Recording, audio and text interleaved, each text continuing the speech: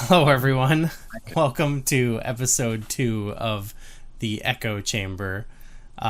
We are talking through the new Zelda Echoes of Wisdom game, and it's Goo, Corey, McKenna.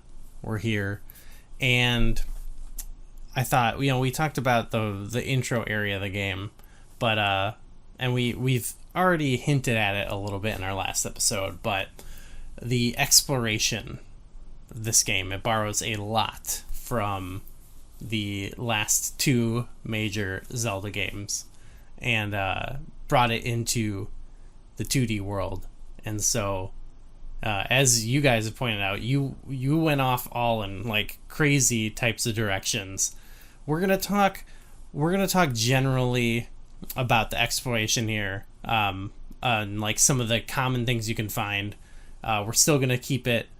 We'll keep it spoiler free if you're still like in the first few dungeon sort of area of the game. But obviously, like everyone's gonna have kind of a unique experience, so be warned. But let us know in the comments any other topics and stuff you'd like us to approach for talking about this game. But otherwise, let's get into it. Let's just talk about. I have sort of a list here of different things that you can encounter and do, and I don't know if it's got everything, so if I forgot something, let me know. But first of all, I wanted to talk a little bit about one of the first things I encountered, which was smoothies. Making smoothies. Smoothies. It's out of all the collectibles, I'm actually like I'm having fun with pretty much anything you collect in this game. And in fact, I've spent a lot of time making smoothies. It's probably maybe my least favorite aspect of the collectibles. But I don't know what did McKenna, you were early on. You were intrigued by the smoothies. Did it live up to the hype for you? I like the smoothies. They don't quite have the depth of Breath of the Wild, Tears of the Kingdom cooking, but they're fun. I like seeing all the combinations. There are so many unique combinations, and they all have their own little image thing. They're very cute. I don't know that I really feel the need to use some of the effects very often. Like if I'm not looking for just for health, maybe an energy refill. But most of the effects I've been like, okay, I don't feel like I need this necessarily. Yeah. I mostly stick to health and energy, and I mean the other ones I can kind of appreciate that aspect. That's what works least about it for me, is like I don't really use them, but I can appreciate how someone might incorporate them into whatever their various strategies. But I sort of just kind of power through any of the things that they make easier. But I don't know, Corey, what's your smoothie interaction been like? They're fine. They're good. They're you can tell it's basically just their way of keeping that style of mechanic from Breath of the Wild, Tears of the Kingdom, like a little. It's not a full blown throw 5 ingredients into a pot that are all over the place and have hundreds of different things. It's just mix one thing with another thing and you get a little smoothie. I think it's fine. They simplified it and it's cute. I like the business scrub aspect of it, where it's like these guys that own these shops, and that's actually been one of the fun parts for me, is that it kind of opens up a little side quest early on of like, oh, can you help us come up with different recipes or whatever. So that was one of the fun things for me, is just out of all this stuff, because you get a lot of ingredients all over the place. And there's even I don't know if you guys got it. There's like a little accessory thing you can wear that ups the chances of ingredients popping out of places. So like I've stacked up a bunch of them, and I very quickly did like the first two parts of that quest where it's like come up with 10 different ingredient mixes, come up with 20 more, and that aspect of it is really fun.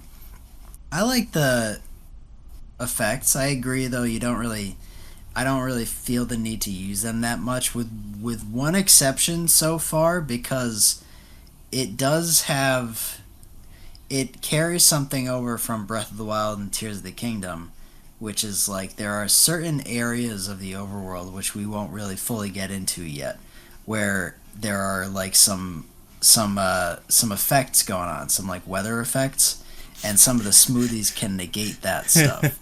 and I got into one of those areas nice and early, so I made a bunch of those smoothies, and Okay. so that aspect of it is still there, which is fine. That's the only time I've really encountered that so far. But I do like stuff like the increased swim speed, or like you take less actually the take less damage one. I had to use that in some of the boss fights because I'm playing hero mode, and like some of those guys hit you once and it's like half your hearts are gone, you know. Yeah, there's one area where like certain negation effects weren't really that worth it for me, but I think I can see where you're talking about. I mean, I actually kind of liked the simplicity of it compared to like for me, the cooking in the other games was fun in the wild games, I guess you could say, but like I never felt like, for me, I never like engaged that deeply with it, especially because like I was never like, what was that recipe? I would kind of forget it, and I'm like, what can I make? In this, I kind of like the simplicity of like, I like just figuring out what all the combinations make, and so like every time I meet a new guy, I go through and I make a bunch of the different combinations, and then also his quest, like you said, really motivates me to want to do it. So even with that, I think they kind of tie it in nicely. But the big thing about them for me is just been like making the smoothies, and then once I've tested out all the combinations, I got to make room. So I just start selling the ones I don't want. Like, okay, crank speed, I'm sure that's nice, but whatever, I sell it, and then we can transition here. I'll take a lot of those rupees, and I early on just got a bunch of upgrades from the Great Fairy. So like the smoothie, I got in the smoothie business to support the Great Fairy business, which increases your ability to wear more of the little accessories and stuff like accessories. Yeah. So I love the Great Fairy being kind of in the same location as in A Link to the Past, and obviously the classic Great Fairy music. The design of the Great Fairy is very cool, but yeah, you guys like visiting the Great Fairy? Yeah, I visited her a bunch.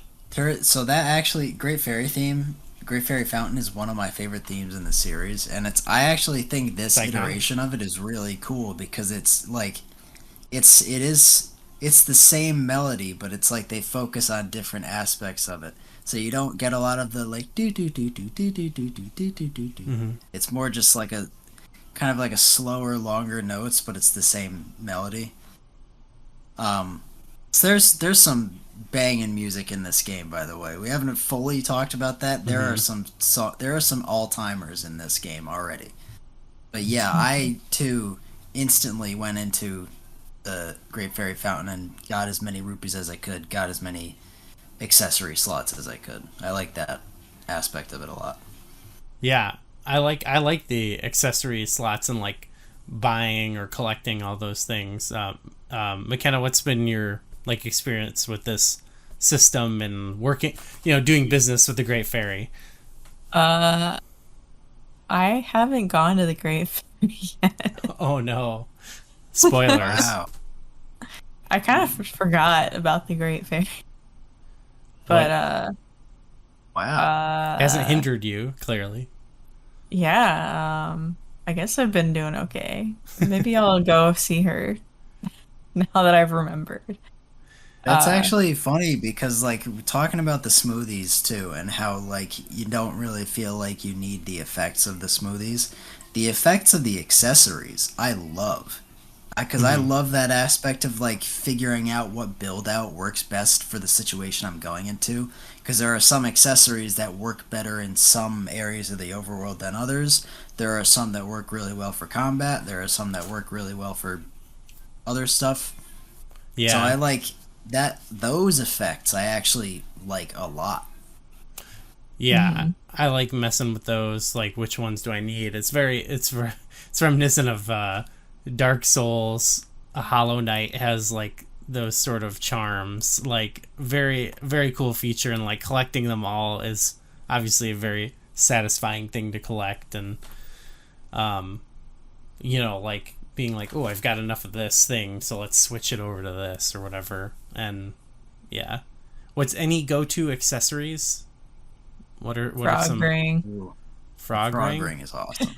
I got that. That's one of the more recent ones I got actually. But yeah, once I got that, Is I that the jump? immediately put it on. Yeah, it Hmm. makes you That's jump a fine. little I higher. never take that off. Yeah. Yeah, that one. There's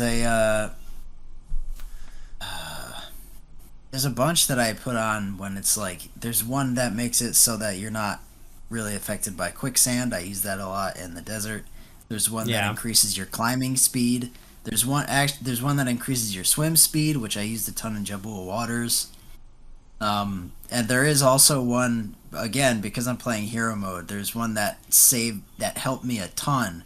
It's just like a boost your defense a little bit, makes you take a little less damage. That was huge because until like I said, I explored so much of the overworld before even doing the second dungeon. So I had like 4 or 5 hearts, and there were a bunch of enemies that were hitting me once and would immediately kill me. Yeah. And to what McKenna was saying earlier, like not even having encountered the Great Fairy, I think it goes back to like what I said in our last video, which was like the game can be as difficult as you make it. Like you can not get all these upgrades, and you can find other ways to overcome the solution, like the problems in the game. You can find other solutions, and so I think that's cool. Like, but obviously upgrading those is pretty sweet. um, I haven't gotten a lot of like outfits actually. I've Yeah. got like 3 outfits, so I don't know where you are all with that, but I feel McKenna might have a better sense than me because I'm less far along, but I mm, don't think you can even do some of that stuff until a certain point. I feel like. oh yeah, yeah, Yes, But some of it is like you have to do complete the dungeons before you can get them. I think I yes, have, yeah, because there's a story reason, right? yeah. I have maybe 6 or 7 outfits. Okay, yeah, Yeah. I only have three. I have the one that you start out with, and then I have the first one that you get after that, which is a story thing. And then I have it's actually the one I'm wearing now because I have the Link's Awakening amiibo. So I got the red Link outfit, the red tunic. oh, I love that. that's nice. I haven't plopped any amiibo down. That's Yeah, I fun. gotta start scanning some amiibo. Okay, so we to keep all this going, we talked about getting different ingredients or finding different things. One place you can find various things is at the enemy camps. That's sort of like a Breath of the Wild thing. But I maybe it's just the scale or whatever, but they maintain much more of a charm to me for much longer. Like when I see one, I want to do one, which like in an average wild game playthrough, like I kind of get over the enemy camps after so long. But I think because there's so few, or like there's relatively fewer, and you know they actually it seems like they respawn, like the chests will go. Yeah, I think so. But you know, like you usually find something good that you can throw in a smoothie or something like that. Other times you find some genuinely unique stuff. But I don't know. I like the enemy camp encounters in this game. Yeah, I do too. I'm always a sucker for like any sort of. I like horde battles or anything where it treats like a group of enemies as like one thing where you have to clear them all. Mm-hmm. And we talked about this a little bit before. It kind of plays into that aspect of like do you want to use your echoes, or what type of echoes do you want to use, or do you want to use bind or bond, or do you want to use your sword fighter mode? I like going into those little camps and being like, all right, how are the enemies laid out? What are the enemies? How am I going to approach this? Mm-hmm. Have you fought a lot of enemies, McKenna? Yeah, I feel like if I see a chest, I'll be like, all right, let's go beat these guys up and see what's in the chest. See what they got. Yeah, I guess I'm usually using echoes. I probably take a different approach. You know, I'll get the layout of the land and then decide on an approach. I feel like I'm usually using echoes for the camps. Also just going in there to see like, oh, do I have all of these monster echoes? Yeah. Oh yeah. Do a little checkup. It's kind of a fun place, yeah, to just test out different, strategies and stuff like that too. Mm-hmm. I actually totally agree with that. Going in with like we talked about the combat, and this kind of factors into the exploration. There's like, and this is a huge contrast from what some people complained about in the wild games, like the lack of enemy variety. It would just be like certain enemy types that scale. There are so many enemies in this game because and they're all echoes. So it's like there are so many different types. They all do so many different things, and it's almost like the echoes and the enemies themselves are their own collectible. Because I totally agree. If I see a new enemy, I'm like, I have to beat that because I want to have it. I get really excited about encountering new enemies. Yeah. Yeah. One way you can take on enemies is we talked about the sword fighter mode in the last episode, and you can of course you can upgrade that through. We haven't talked about this character yet. Who I want to keep calling Robbie. Yeah. What's this for guy's His name? name's kind of weird. It's Blueberry. Blueberry. It's like blueberry. I like that. I like that name. Yeah. But why though? But that's Impa. There's no one else who's named after fruit. Impa's bro, right? Yeah. Impa and Blueberry. But I like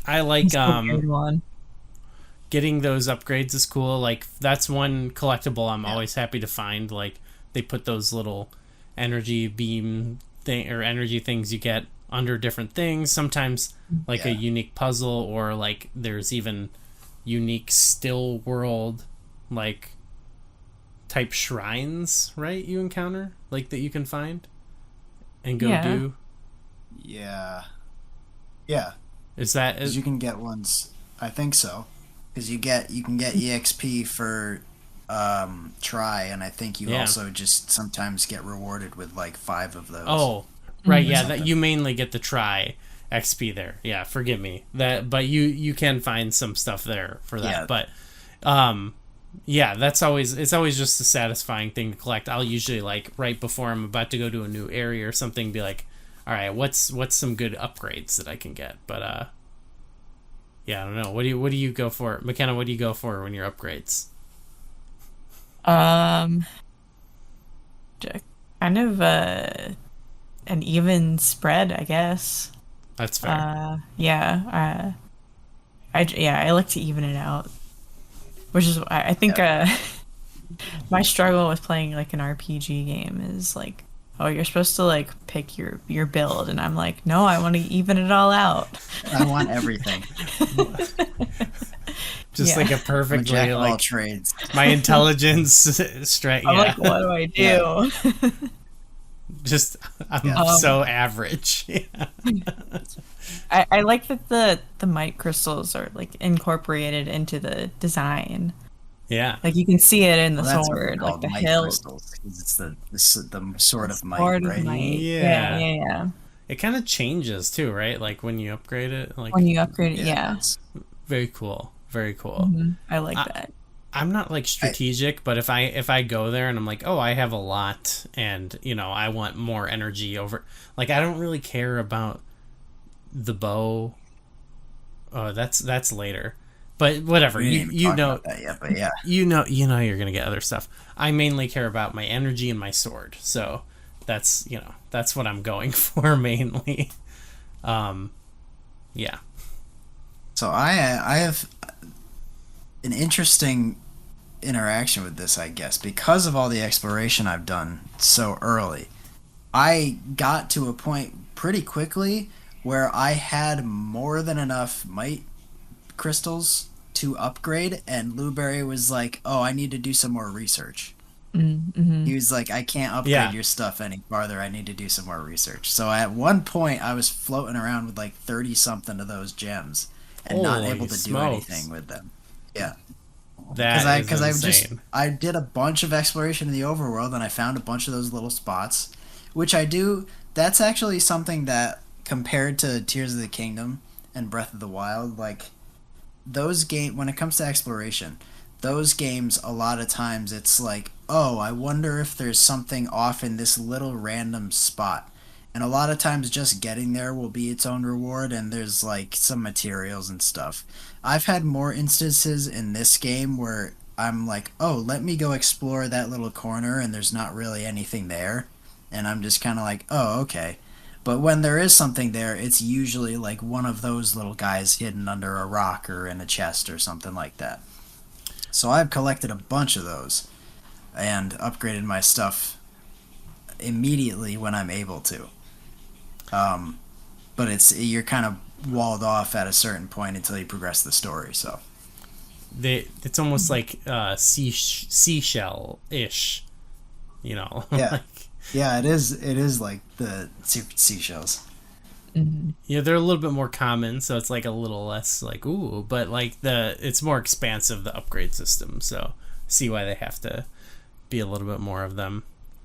Yeah, I don't know if I'm not sure how early you can find this out, but there is like a little bit of lore as to why they're placed in certain spots. Oh, what is it?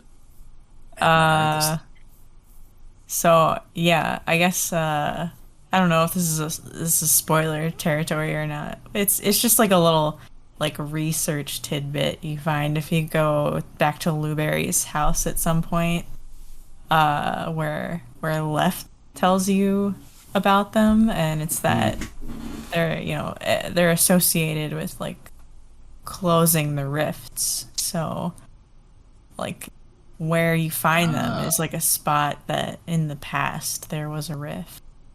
Oh, interesting. Oh, that's Okay. cool. Yeah. That's pretty cool. I like that. Okay, so I mean, I accidentally talked about the riffs, but those are like their own unique little.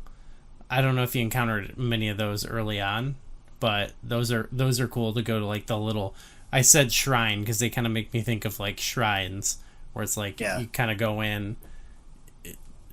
It's different. It's not really more puzzle. It's like we talked about in the last episode, more platformy, combat based. There's puzzles as well, but like those little one-off areas of solving those is very fun, and it's very rewarding to get more energy for try, of course.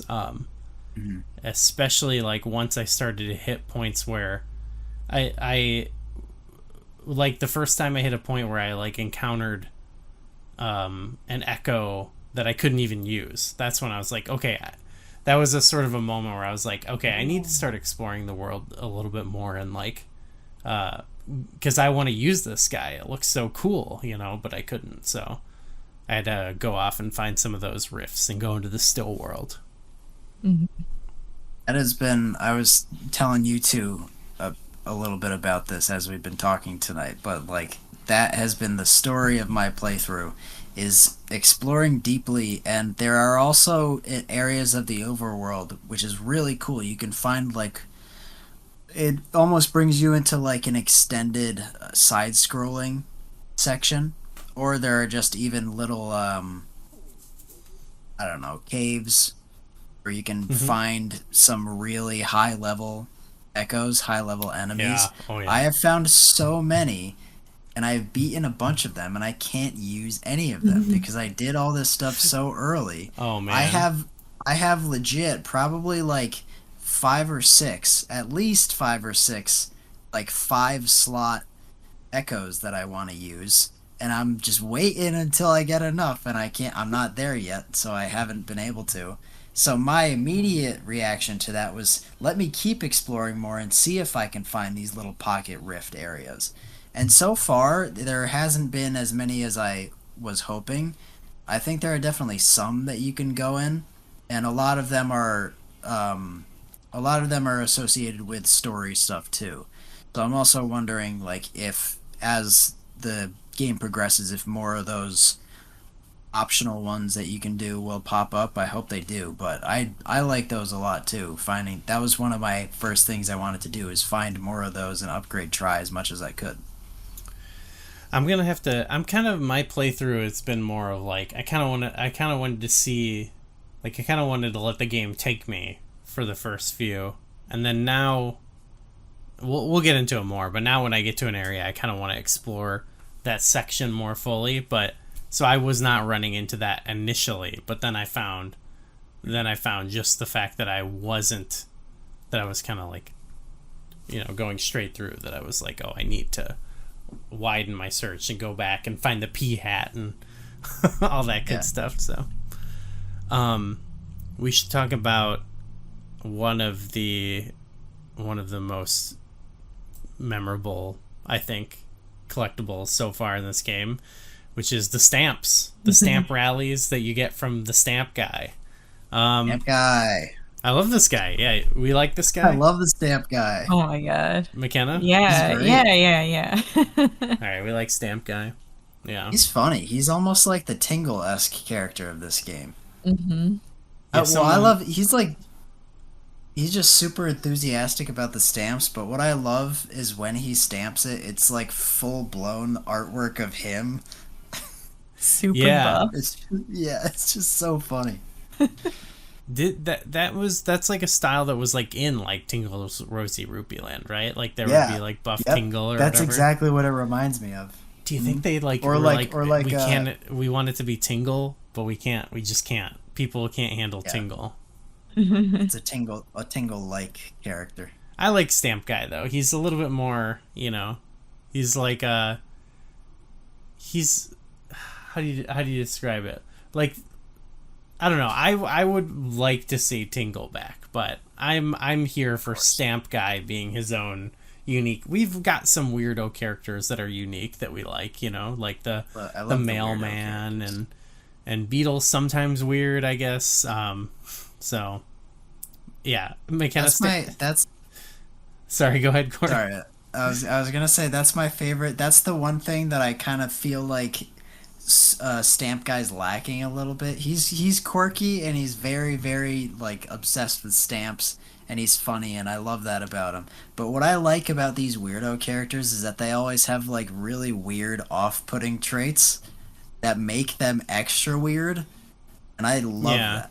Like Beetle being like passive aggressive and like wanting to steal your bugs and stuff, and like Tingle's questionable business decisions. I don't know. I like that those aspects of those characters. Yeah, Stamp Guy is like, he's kind of seems like he's got it all figured out. He's got his life Yeah, together. yeah. hmm But Yeah, he doesn't quite have that little extra edge. Yeah. He's a little too well rounded, a little too nice. He needs a little edge to him. You gotta find out that he just like lives in some weird corner somewhere, and it's like he's not as much of Yeah, a freak as I want him to be, I guess. yeah. I'm curious. What's gonna happen when we like complete all the Yeah. stamp cards. Like, I you think got I'm something actually special close to for that. us, or I are am too. you, I'm on my last card. you gonna fly us off somewhere? Yeah, That like has been a side effect of my play style so far that I after the first dungeon, like two other dungeons opened up, and like basically right after I beat the second one of those dungeons, I was already on my last stamp card. So I just have to go, because that's a side effect of like that. Actually, though, I would say besides the might crystals, those little stamp stations have been the most rewarding in terms of like, oh, let me go see what's over here. Because every time I see one of those, I'm like, oh, sweet, I get a stamp. Hmm. So I've found a lot so far. yeah. I think it's more of later stuff that I don't know if we'll talk about them fully yet. I don't know, but overall, like we talked about how, you know, a lot of times you get butter or something like that, but a lot of the side quests or mini games or whatever, like some of the big features they have, sometimes they give you a reward that like can then in turn be used towards like another one of these things, and I sort of like that there's I haven't encountered anything like a trading sequence in the game necessarily, but there is sort of like a, ooh, I've got this, now I can go take this and use it here. So there is like sort of a rewarding, like the rewards are fairly rewarding in this game, I would say, you know. I think so. Yeah. How about Corey? You said you played the Acorn minigame. I hadn't said that, but yes, I have. You told me I've that played off a bunch camera. of those. Oh, okay. Yeah, Yeah, I've played a bunch of the acorn collecting. That's another one where every time I see it, I'm like, all right, let's do it. it's time to Get it as Acorn. fast as possible. And that actually is where my hatred of Tektites in this game stemmed from. Because there's one in Jabul Waters where it's like there's a couple trees and it's in a watery area, and he throws the acorns in certain spots in different elevations, and there's just like 4 Tektites jumping around, and I'm like, let me get these dang acorns. That's one of the ones where I kind of encountered it later when I had a little bit more echo power. I don't know about you, but like that was one, like I was saying in the last episode, where I could sort of put down Tektites or whatever and like do my own thing, and by the time I got like near them, you know, I had to do a little bit of dodging, but a lot of like in that, like the issue got taken care of, and so that was kind of fun, like sort of like an athletic challenge in a way, you know, dodge the Tektites, you know, Yeah. let them fight each other. It was a good encounter. That one for me, I tried so many different ways of trying to kill them, and I could and that was also at that point I hadn't done either of these 2 dungeons, so I think I literally had 5 or 6 hearts, and these Tektites would kill me in like one hit. So I had to like I couldn't find out a good way to get rid of them, so I had to basically route it out to do it in a very effective and quick Yeah. way to dodge all of them, and it took so many tries. But that's a fun mini game, and I like that you can encounter it in different areas of the overworld, and he throws the acorns on different spots, and it's a good that's a good little like teaching mini game too, to kind of challenge you to be like, oh, hey, figure out how you can traverse this overworld in a quick way. Yeah. We'll talk more about some of the regions have their own unique mini games. We'll get into those when we talk about those regions, but the Acorn one was always fun to encounter. McKenna, you've done some Acorn? Yeah, I think Okay, I've cool. done, yeah. Done I've done a them few. all. Okay, Maybe, cool. maybe all of them? Yeah. Fantastic. Corey, I asked you if you had ridden a horse. Yeah, oh yeah. Okay. What I rode a horse, found the horse, visited Hyrule Ranch, Okay, cool. And you've ridden a horse. rescued the horse, and then brought it back. And they were talking about a horse mini game Okay. which I kept trying to be like, all right, so let me play the mini game. So I was talking to them, I was riding the horses around, they wouldn't let me play the game. So I I don't think think you I'm. can't do it yet, or Yeah, I you must not have. can now So where you there's, are. yeah, now where I am because We'll talk a about it. Yeah. character said something about like, oh, go over there. So I was like, okay, now I must be able to do that. But I didn't really. I don't know. Do either of you use horses a lot? I feel like they're fun Well, to ride around, but I don't really. yes, but I think I don't want to. I think we know where the horse thing is going, but I guess we can save that for. There's more overworld stuff to talk about later. I feel like in the game, so let's just say I use some horses. McKenna, you ride some horses. Yeah, I've ridden some horses. Obviously, there's a bit of the Breath of the Wild thing where it's like, well, I also want to climb over this hill, but Yeah, uh, we'll that's we'll talk about it later. Have you? Okay, so Corey? I guess I'll ask you because, I guess I want to say you're not as far in the game, but you've been to places that I haven't even seen. But that's fine. is there anything left that you feel like not a big spoiler of like future areas, but in this general like sort of Hyrule field sort of overworld exploration, anything of note that you feel like you've encountered that you want to talk about? Not specific other areas. Like, are we keeping the discussion of like specific areas for like later when we Yeah, I encounter think them? ones that are tied to the dungeons, we can Okay, we can okay. save those for the video. So maybe that's why I was thinking Well, like I Kakariko, I will guess is kind say, of its own area, right? yeah, that's. I was just gonna say, like, there are some, excluding those areas, which we'll talk about later. There are still for a game of this size, I'm still very much liking how many little civilizations there are. It feels like a lived-in Hyrule. I love, I love that. It's kind of a bummer that it's not Lon Lon Ranch anymore, but I like Hyrule Ranch.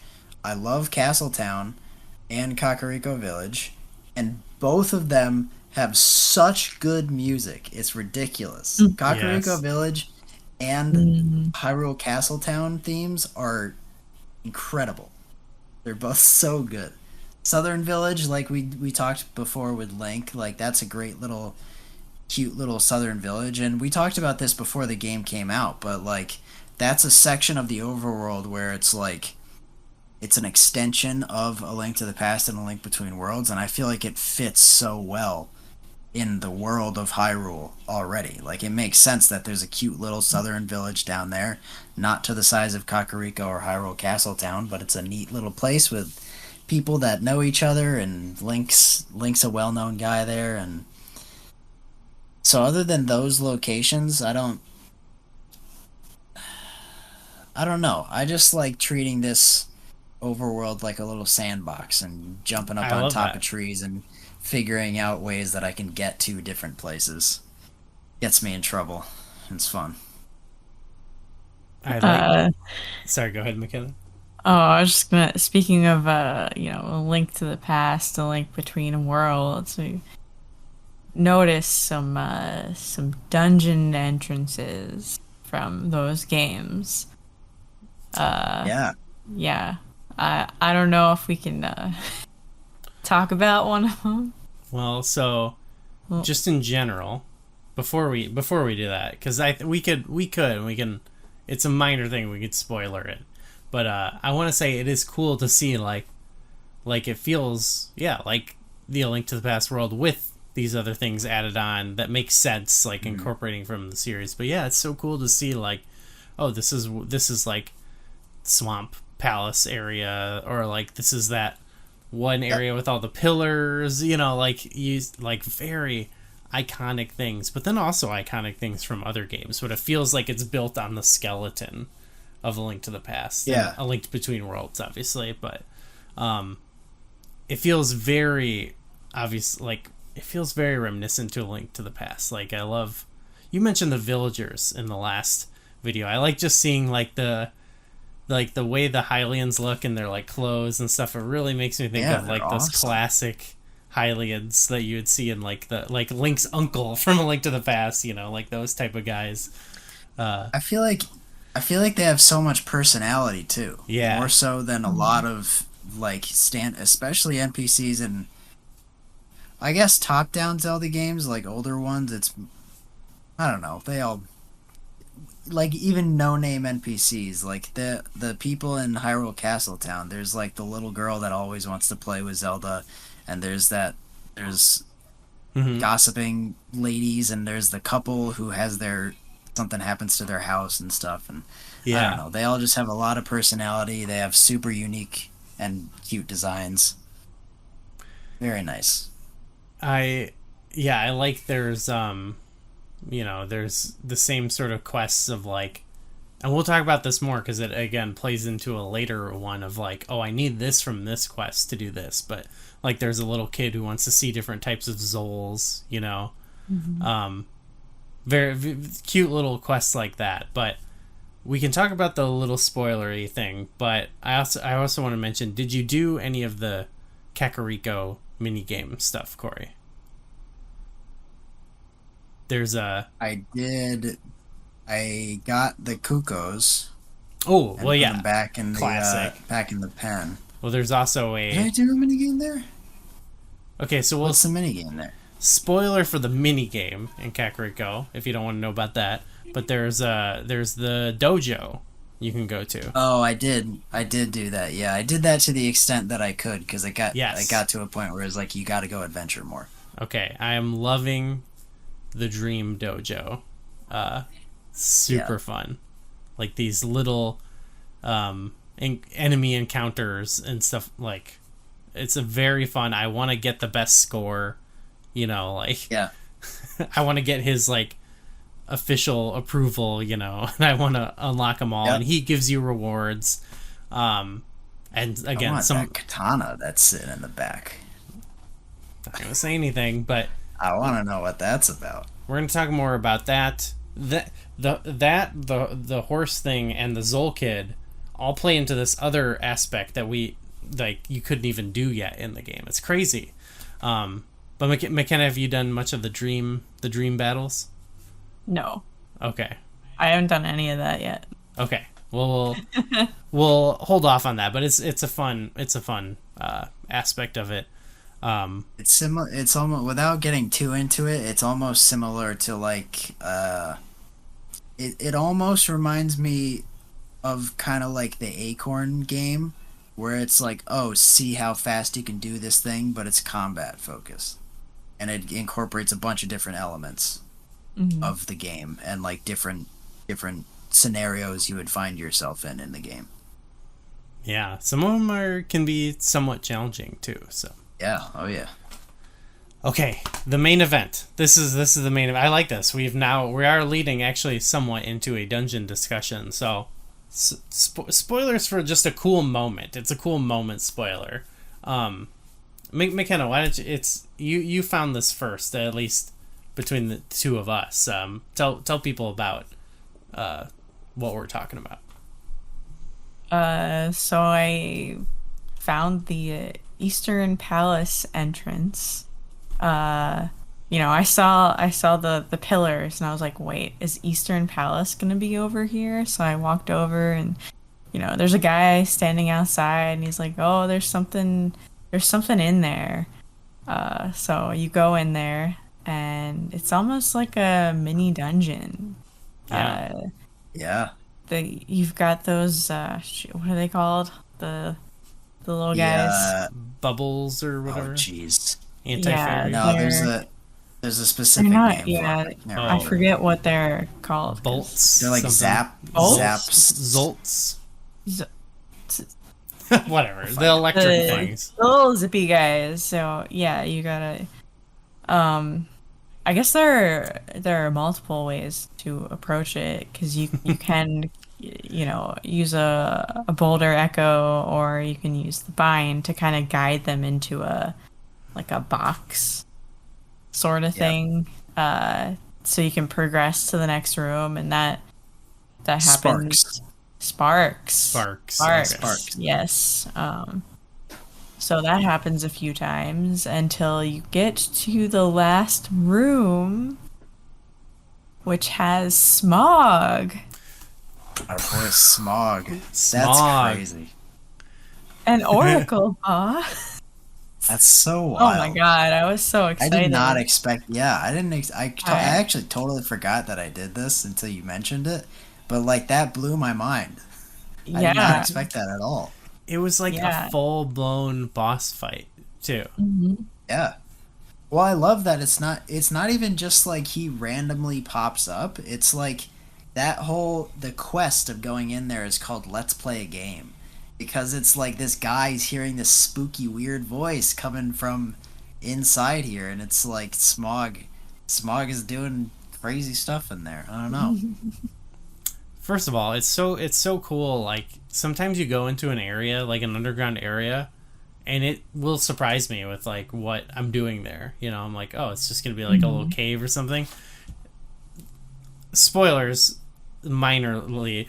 This happens multiple times throughout the game, like where you basically do like almost a mini dungeon, basically. But this was the first one I encountered. It blew my mind, and that you never know where to expect them. You know, like I guess usually they have some type of quest attached to them or something. But man, it's just like the game finds ways to surprise you, like a good Zelda game. That's the old WEAD principle, you know. That's WEAD at its finest, right there. But I was thinking, like, the game, that's where I started to think about, you know, we were talking about how this game took games like Link's Awakening and A Link to the Past, and, like, what if you could climb over the walls, you know, or, like, see beyond everything. Then I started thinking about this, it's also similar to the Oracles, in that it's, like, it's taking the foundation of Link's Awakening and, like, expanding it, and well, it was developed, like Grezzo did a lot of work on it too, so it's like you kind of have like this company that's been, you know, making these Zelda games, you know, getting to kind of like experiment, sort of do their own thing a little bit. So like I was really starting to get, I was like, yeah, this is like, I mean, most Zelda games try to encompass aspects of the entire series in them.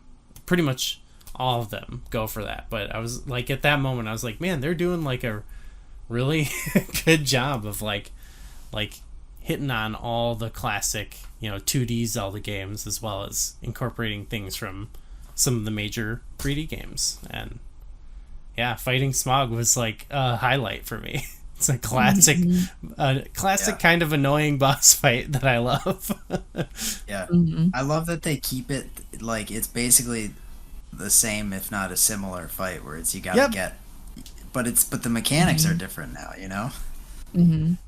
You had to do That's this really one. cool. You could kind of get around it with the I already forgot what they're called, the electric ones, Sparks. the sparks. You could bind them and just move them. You didn't have to do it the way. Yeah. But I feel like with Smog, you kind of had to, like, they wouldn't let you pick up. Yeah, you had to move them. They You had like- to move you had to block it off. You had to get him to get him to combine again. Yeah, loved it. This is a highlight of the game for me for sure. Yeah. Yeah, it's funny that interview with the developers thing. I think something that you mentioned is completely true, and you hit on the idea that Grezzo's getting to like experiment, because like they talked about that in the interview, that Grezzo has been working on Zelda games since Ocarina of Time 3D. And but even before that, like so many people on staff just are diehard Legend of Zelda fans that have played all the games, if not a bunch of the games. And this is the first time where Nintendo is basically like, this is you guys. So, and they said that everyone at every level of the company was pitching a bunch of ideas for stuff to put into this game.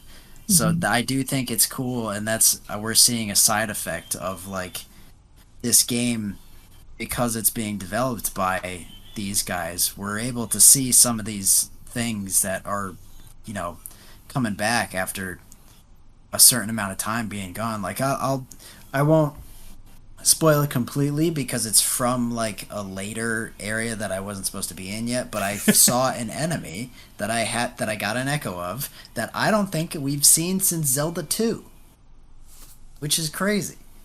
Oh my god. Yeah, if I'm not mistaken, let me look it up just to double check, but yeah, I was like, and it's funny because I saw it and I was like, is that enemy? And sure enough, I beat it and I got it, and that's what it was. And I was like, that's nuts. Oh my god, I'm so excited now. Well, that's enough to make me. I know what you're talking about. Well, I think. I mean, we need to wrap it up so I can Yep. play this game some, because now I'm really stoked. Is there anything, McKenna? Is there anything else you wanted to say about just the exploration of sort of the general exploration? Once this game opens up.